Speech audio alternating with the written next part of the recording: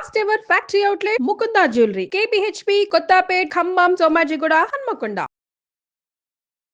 అందరికీ నమస్కారం. నా పేరు మాధురి. ఈ నెల మార్చి 8 నుంచి 15 వరకు ద్వాదశ రాశుల మహిళలకు ఎలా ఉండబోతుందో మనకు తెలియజేయడానికి మనతో పాటు ఉన్నారు ప్రముఖ జ్యోతిష్య పండితులు బ్రహ్మశ్రీ నందిబట్ల శ్రీహరి శర్మ గారు.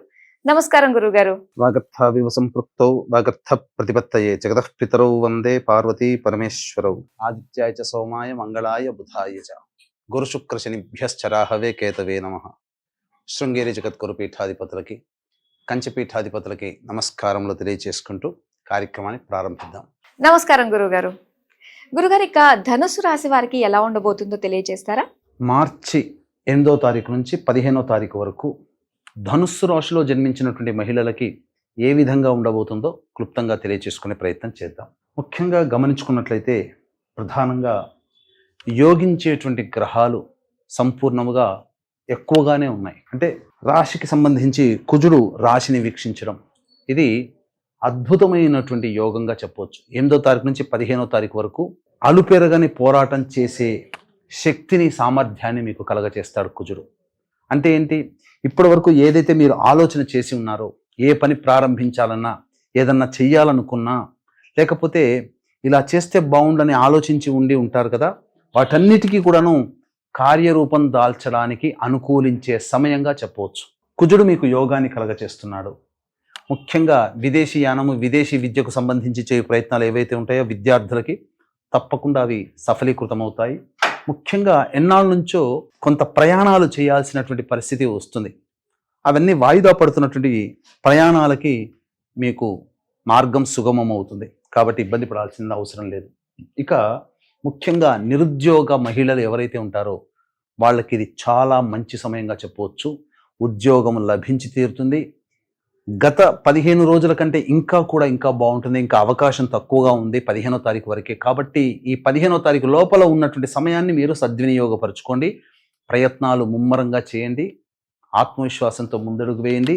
నిరుద్యోగ మహిళలకి ఉద్యోగం లభించి తీరుతుంది, సందేహమే లేదు. ఇక ముఖ్యంగా ప్రభుత్వ ప్రముఖ లావాదేవీలు నడిపేటువంటి మహిళలు, ప్రభుత్వం నుంచి ఆశించేటువంటి ఆర్థిక సహాయాలు, అలాగే ప్రభుత్వ రంగంలో పనిచేస్తున్నటువంటి ఉద్యోగినులు ఎవరైతే ఉంటారో వాళ్ళకందరికీ కూడాను శుభ సమయంగా చెప్పవచ్చు. శుభవార్త వింటారు. ప్రమోషన్స్ కూడా జరిగేటువంటి అవకాశాలు ఉంటాయి.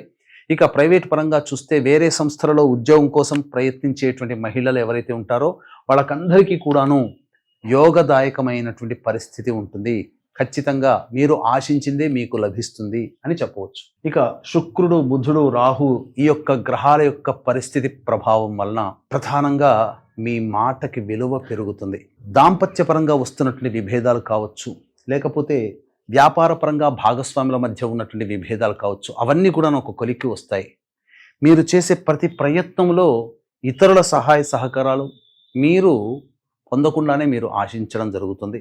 అంటే మీరు పొందకుండానే మీకు తిరిగి వచ్చే అవకాశాలు ఎక్కువగా ఉన్నాయి. కావున మంచి జరిగేటువంటి అవకాశాలు ఉన్నాయి.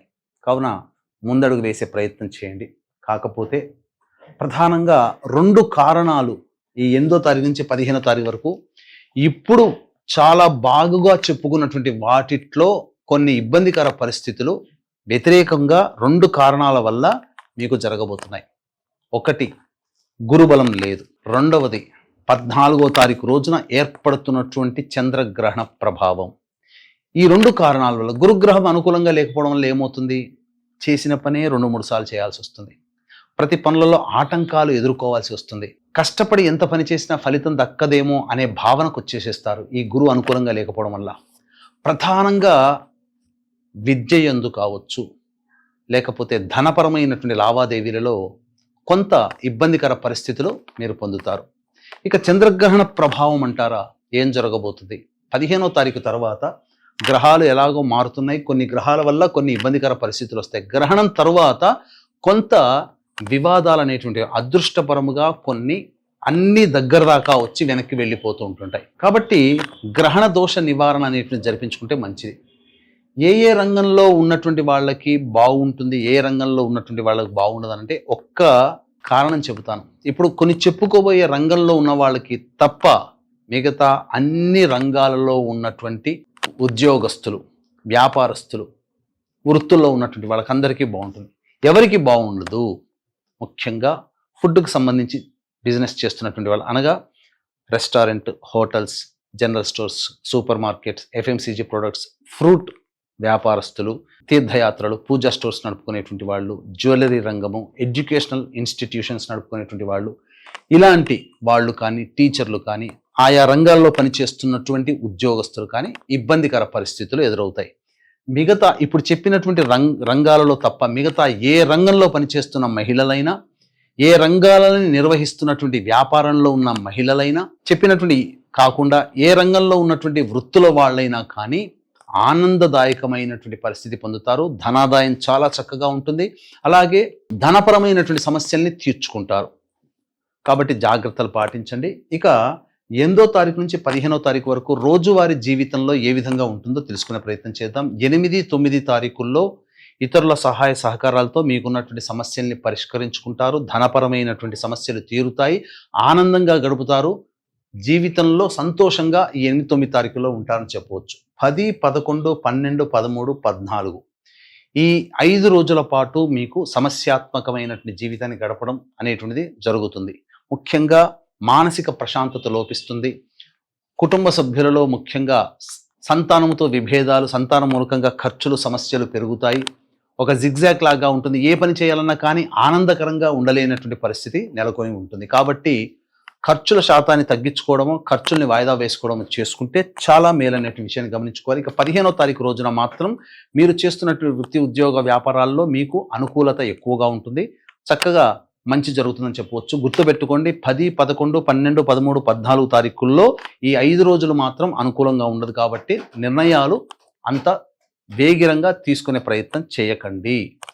ఇక గ్రహణం అనేటువంటిది అమెరికా 14వ తారీఖు రోజున ఏర్పడుతున్నటువంటి సంపూర్ణ చంద్రగ్రహణం America, Mexico, Canada, New Zealand, Australia, Japan వంటి దేశాల్లో కనిపిస్తుంది. కాబట్టి ఆ దేశాలలో నివసిస్తున్నటువంటి ప్రజలు ఆచార నియమాలు పాటించాలి.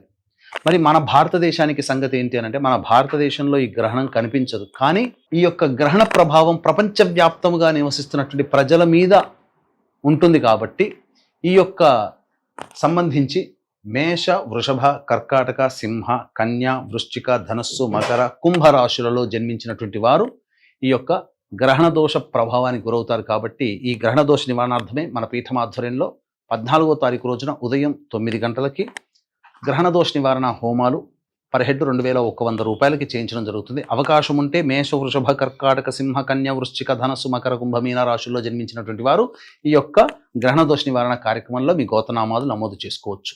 ఇప్పుడు చెప్పినటువంటి సమస్యల కంటే ఇంకా ఇప్పుడు సమస్యల పరిష్కారం కోసం ఏం చేయాలి?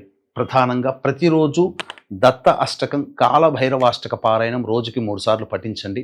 అలాగే వీలు కుదిరినప్పుడల్లా విష్ణు దేవాలయాన్ని సందర్శనం చేయండి. సమస్యలు శాంతిస్తాయి. ఇప్పుడు చెప్పినటువంటి వాటికంటే ఇంకా సమస్యలు పెరుగుతున్నాయంటే మీ యొక్క జన్మ జాతకంలో నడుస్తున్నటువంటి గ్రహ దశాంతర దశల ప్రభావాలు. కావున దగ్గరలోని మంచి ఉపాసనా పరులైనటువంటి జ్యోతిషులను సంప్రదించి వారి సలహాలు, సూచనలు పాటిస్తూ అలాగే గ్రహణ దోష నివారణ కార్యక్రమాల్లో పాల్గొనే ప్రయత్నం చేయండి. తప్పకుండా సమస్యలు తగ్గుముఖం పడతాయని చెప్పవచ్చు. సర్వం శ్రీ ఉమామహేశ్వర పరబ్రహ్మార్పణమస్తు. గురుగారు, ధనుస్సు రాశి వారి ఫలితాల గురించి తెలియజేసినందుకు ధన్యవాదాలండి.